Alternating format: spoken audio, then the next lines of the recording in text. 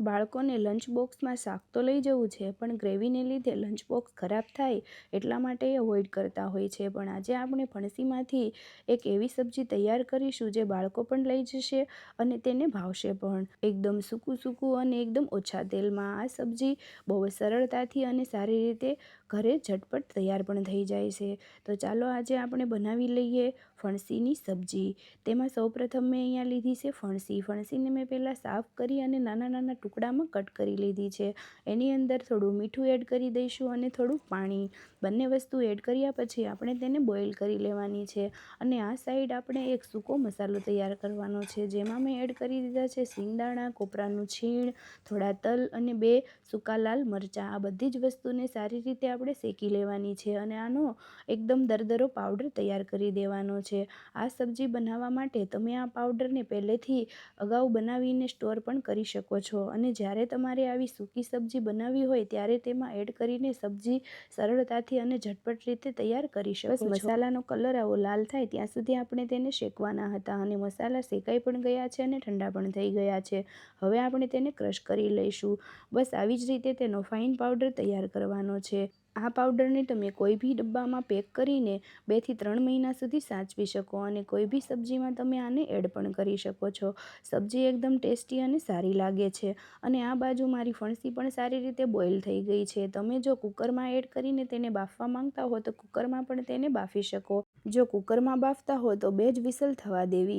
અહીંયા મારી આ ફણસી સારી રીતે બફાઈને રેડી થઈ ગઈ છે. હવે આપણે તેની અંદરનું બધું જ પાણી નિતારી લેવાનું છે અને ફણસીને સાઈડમાં કરી દઈએ. આ સાઈડ મેં લઈ લીધું છે એક પેન. એની અંદર એડ કરી દઈશું 2 મોટી ચમચી જેટલું તેલ. તેલ ગરમ થઈ જાય પછી તેની અંદર એડ કરવાની છે અડધી ચમચી રાઈ, થોડું જીરું અને થોડી હિંગ. રાઈ સારી રીતે ફૂટી જાય પછી તેની અંદર એડ કરવાનું છે કાપેલું લસણ.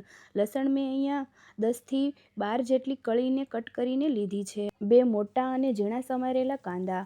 કાંદા એડ કર્યા પછી આપણે અહીંયા ગેસની ફ્લેમને એકદમ ધીમી કરી દેવાની છે અને કાંદાને સારી રીતે ચડવા દેવાના છે. કાંદાનો કલર ચેન્જ થઈ જાય ત્યાં સુધી તેને ચડવા દઈશું. અહીંયા તમે જોઈ શકો છો કે કાંદા બરોબર ચડી ગયા છે. હવે આપણે તેની અંદર એડ કરી દેવાની છે બાફેલી ફણસી અને થોડું હળદર પાવડર, થોડું જીરો પાવડર અને શેકીને જે મસાલો આપણે તૈયાર કર્યો હતો તે મસાલો પણ આની ઉપર એડ કરી દેવાનો છે અને બરોબર આ બધા જ મસાલા મિક્સ કરી દેવાના છે. ના તો આની અંદર કોઈ ગરમ મસાલો એડ કર્યો છે કે ના તો કોઈ ગ્રેવી.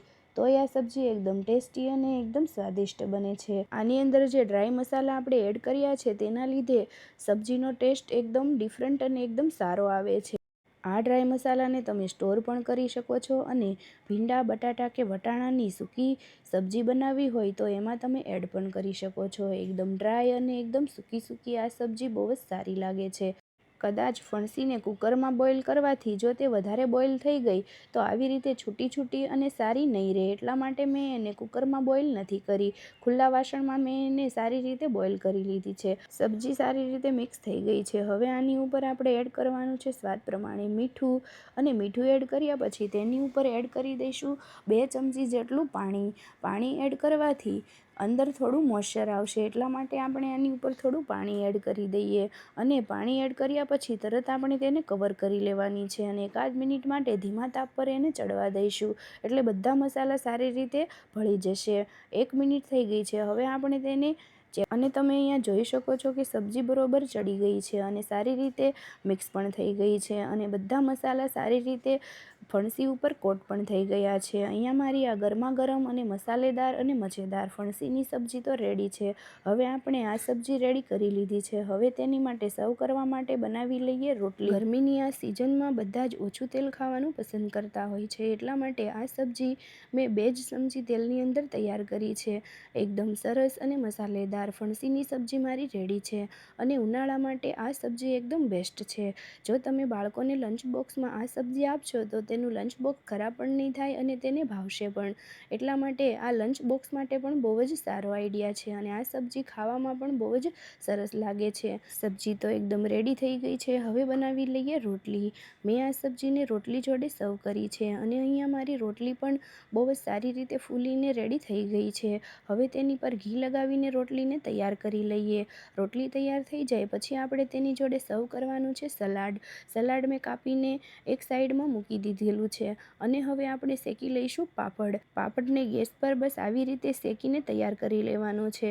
પાપડ શેકાઈ જાય એટલે ગરમા ગરમ જ તેને આપણે વાળી દઈશું. એક સાથે જાજા પાપડ શેકીને તમારે તેને પેક કરવા હોય તો તમારે આવી રીતે તેને ફટાફટ શેકી અને ગરમા ગરમ જ તેને વાળી દેવો. જો હું તમને બતાવું છું, આવી રીતે પાપડ શેકાઈ જાય એટલે તરત જ તેને આવી રીતે પેક કરી દેવો, એટલે તમારો પાપડ બહુ જાજી જગ્યા પણ નહીં રોકે અને એક ડબ્બામાં જાજા પાપડ આવી પણ જશે. અહીંયા મારી ગરમા ગરમ સબ્જી પણ રેડી થઈ ગઈ છે. હવે આપણે આ સબ્જીને સર્વ કરી લઈએ.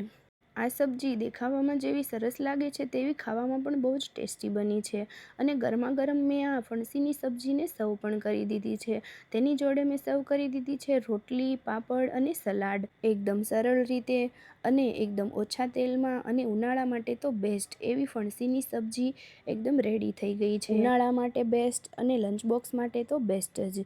એવી 2 જ ચમચી તેલની અંદર રેડી થયેલી ફણસીની સબ્જી એકદમ રેડી છે. દેખાવામાં જેવી સરસ લાગે છે તેવી ખાવામાં બહુ જ સ્વાદિષ્ટ બની છે. મસાલેદાર અને ટેસ્ટી ફણસીની સબ્જી રેડી છે. જો તમને ગમી હોય તો પ્લીઝ કોમેન્ટ કરજો. Thank you.